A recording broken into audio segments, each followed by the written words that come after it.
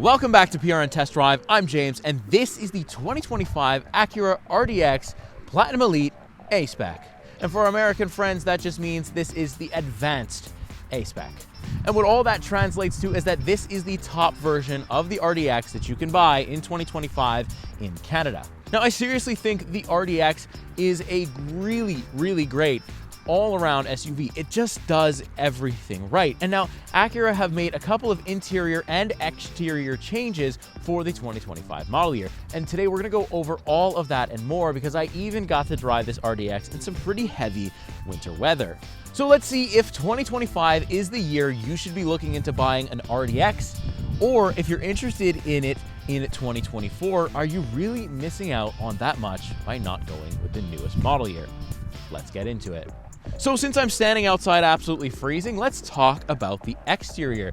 Up front, you're not going to really notice that much changes other than the front grille. It's a little more sleeker now. We've got kind of a better design in the front, kind of like we saw on the MDX and the TLX. The front end is slightly redesigned, although to the untrained eye, you're not really going to notice it. But still, I like the overall look. I like the daytime running LEDs. I've also got front-facing parking sensors and the front-facing camera, because like I said, this is the top version, so we got all the nice bells and whistles. But overall, the front end looks very sporty, very aggressive, and I am a really big fan. Actually walking out into the parking lot over and over again with the A-Spec, or with the RDX A-Spec, has really impressed me over and over again. It's a very nice looking vehicle.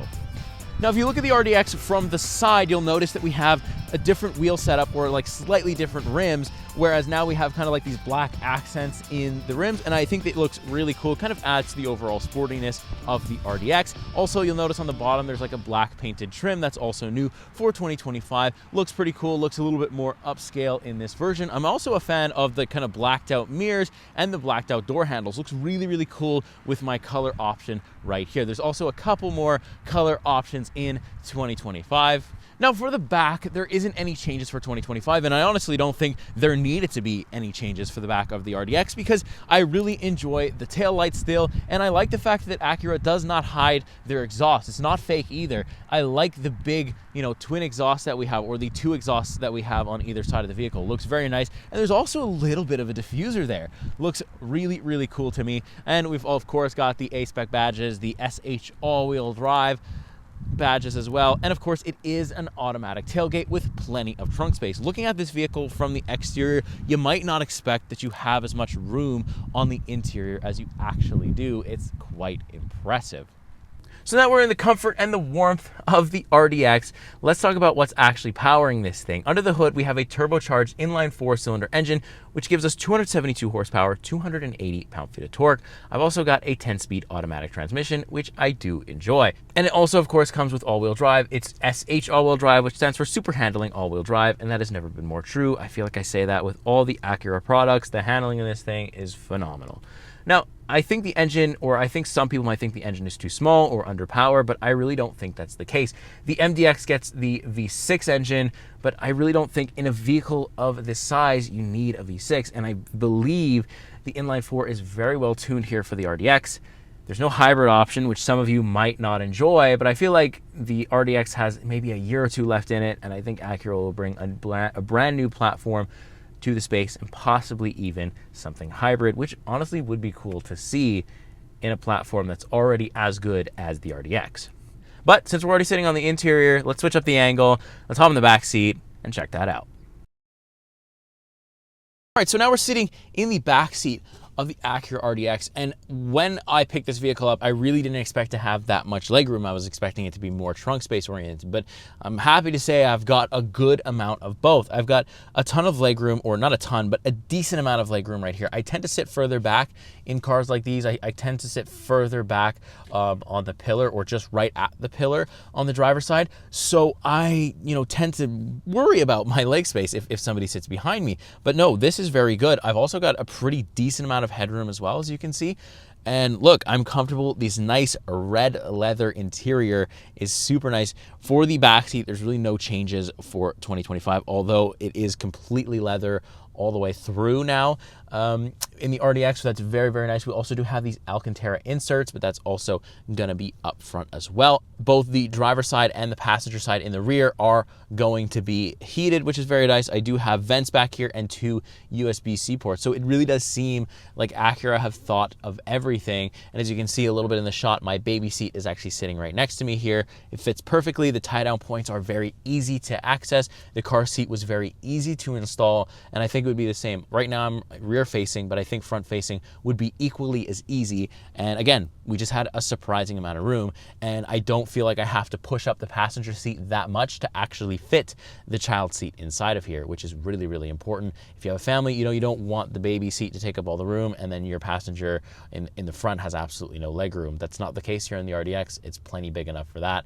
It's one of the things that it does very, very well. So if you're looking at taking the RDX on a road trip and you have a full-grown adult and a child that need to sit in the back, and possibly one more, would be pretty squished with one more person in here, you could do it, and you would be very comfortable and very happy with your experience.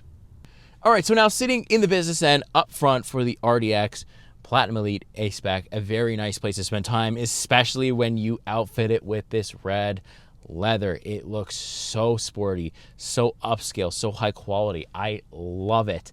Just love the look and the design overall. And there's a couple of changes. So we'll take you through it. I'll talk about the changes once we actually get to them. Let's do it. So on the door side, you can see, again, it's complete leather here. We do have the Alcantara inserts, which I do enjoy. We have the 2 memory seat settings, which is nice. Standard window controls, that's usually there in the Acuras. Then we have the ELS Studio 3D speakers, and at nighttime you'll see there's a little bit more ambient lighting because the speakers are actually backlit. They look really good, and overall, if you're a fan of sound system, this ELS Studio 3D, I've always enjoyed it in an Acura. I really enjoy it here in the RDX. I think it's punching above its weight class in terms of really good audio systems, and for what this vehicle's price point actually is, you're getting a very, very good audio system here. And then just next to the steering wheel, all the way on the left-hand side, we have the heads-up control, we have the brake hold stuff, we have parking sensor buttons, traction control off, and we have a button to control our windshield defrost. It kind of has the electronic windshield defrosting, which has been very useful in the winter. Next, we move on to the steering wheel, and as you know, if you've watched any of my Acura reviews, I love the A-Spec or just the Acura top-end steering wheels. I love this texture on the sides, and it's kind of got like almost like a D-cut shape. I like the A-Spec logo. It's very, very nice feeling in the hands. We do have some plastic paddle shifters, but again, it's not too bad.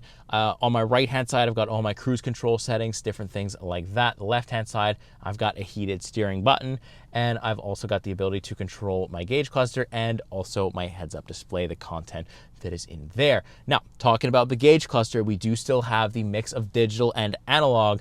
So you still have the gauge cluster, the analog stuff for the speed and the revs, which I do really enjoy, actually. I think that the gauge cluster screens or the gauge cluster analog looks really, really good still. Although I do think that to bring things up to par with the rest of the Acura lineup, sure, we could argue that we do need a fully digital, but the digital piece that we do have is good. You can see things like tire pressure, your oil life, your SH all-wheel drive, where things are going, seat belts, and you can also customize a few things in the sport modes, and of course you have your trip computer and stuff in there, but it's all very basic. It's very easy to just get in and understand. Next, we'll move over to our digital infotainment display, which is very nice. The Acura system is, not too dated at this point, and it's also pretty easy to use software-wise, and I'll get to why I say software-wise in a second, because we do have Apple CarPlay, wireless, Android Auto as well, both of them, built-in navigation. You can also control your ambient lighting, which again, there is a little bit more I found of ambient lighting in the 2025 version, which is nice, but unfortunately in 2025 we are still stuck with this touchpad. They didn't change that. They changed a bunch of stuff, but let me tell you, they didn't change this, and I do not like it. I never will. It'll never grow on me. It's just not fun to use. And it's not that it's not easy to use, it's just not good. Like, there's a bunch of other luxury manufacturers, talk about BMW, that just give you a dial that you can just spin to get to things. And it's complicated. Maybe not in the actual Acura software as well, but when you go into Apple CarPlay, you gotta finagle around with it and try to get it to, highlight the icon that you want. And it's just not user intuitive or user friendly at all. And I've always found that. And I mean, people that disagree with that point, look at the MDX and look at the TLX. Both of those things no longer have a touchpad and it's just a touchscreen. There's definitely a reason for that. Would have loved to see a change in 2025, but it's not a deal breaker for me. I would not tell you not to buy the RDX because this trackpad sucks. It's just a little drawback of the RDX.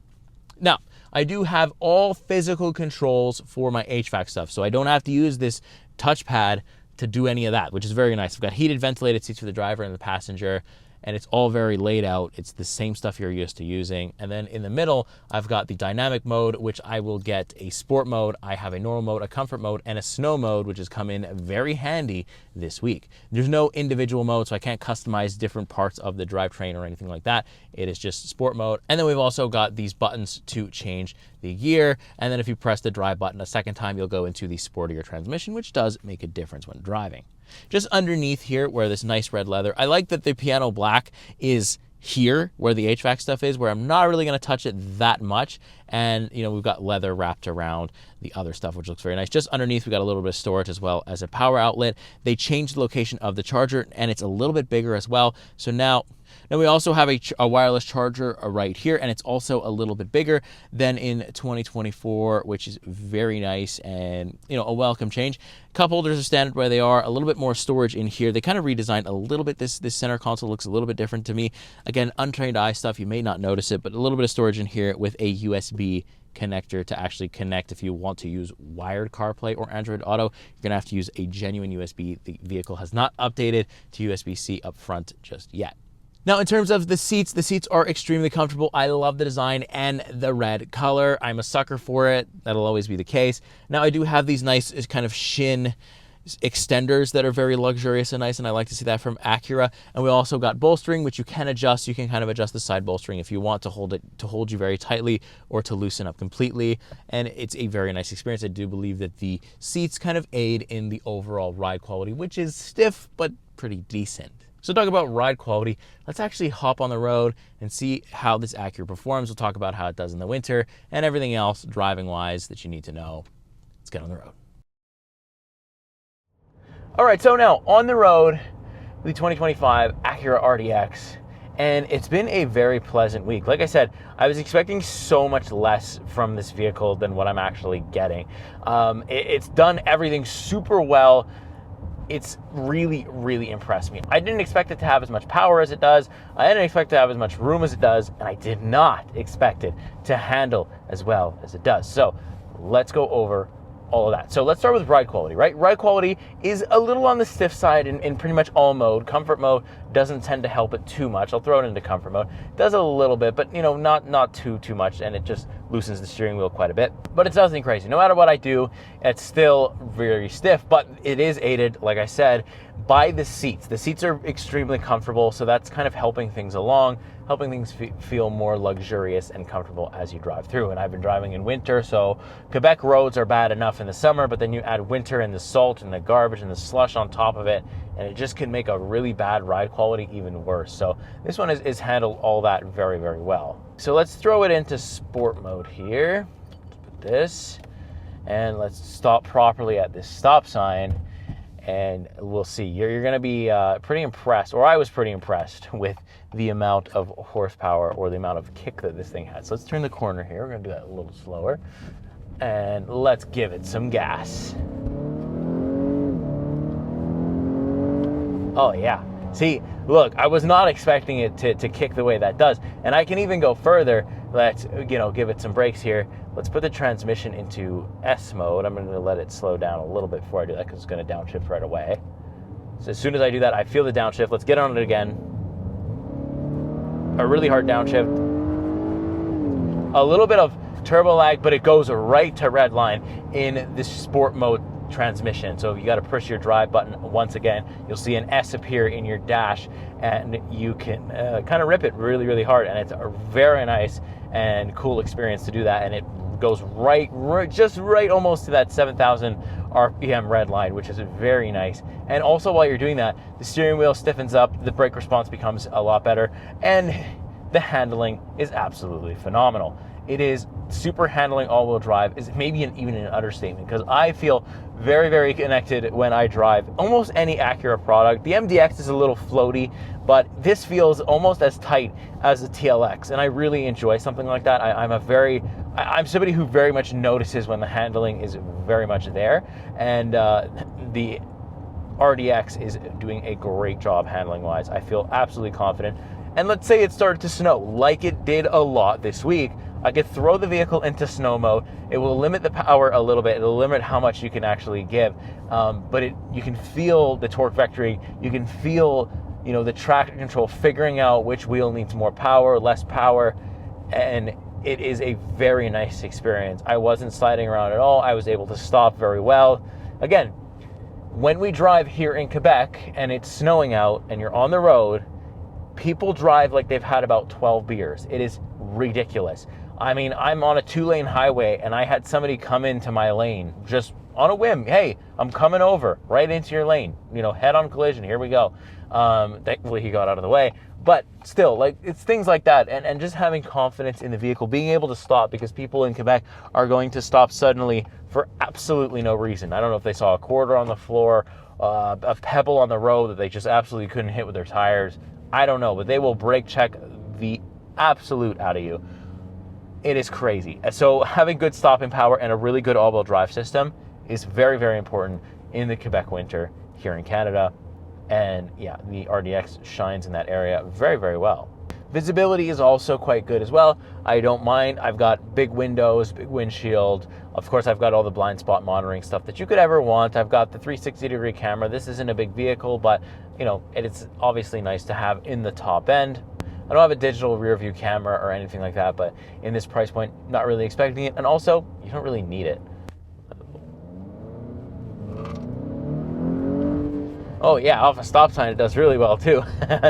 Yeah, it kind of pulls pretty well for, a vehicle that only has like 270 horsepower, 280 pound-feet of torque.